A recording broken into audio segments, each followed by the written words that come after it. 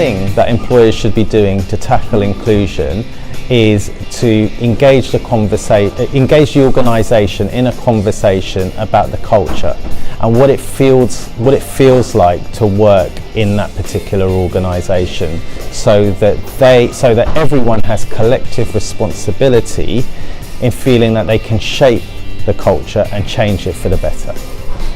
One thing I think employee can do to improve the inclusion in workplace, like what I had today, first thing is about unseen disability.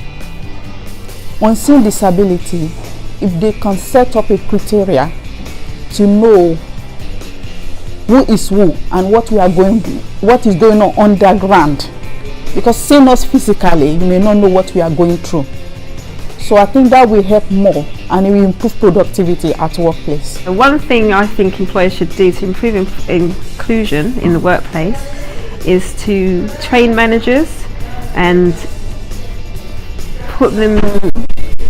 give more training towards equality and diversity in the workplace.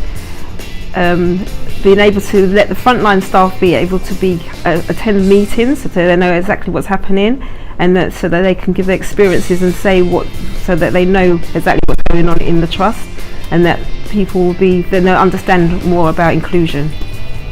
So the one thing that employers can do to improve equality and diversity and inclusion in the workplace is to position it in a way that benefits everyone within the workplace, so that any intervention that's put into place should benefit all of the workforce and not just certain sections of the workforce.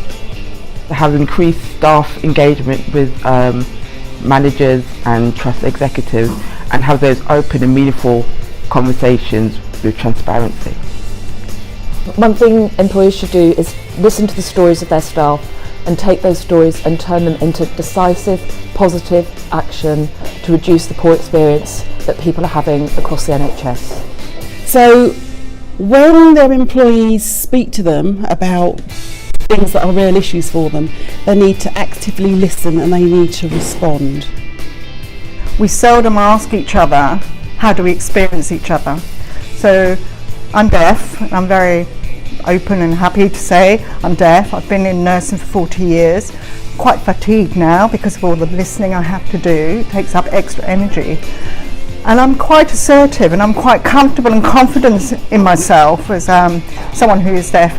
So when we were sitting at the table talking about all the different forms of inclusion, so we're not isolating people out, saying, when do we actually say to each other, how do you experience me? It's a good learning of each other. And just do it. Stop talking about it. Get on and do it.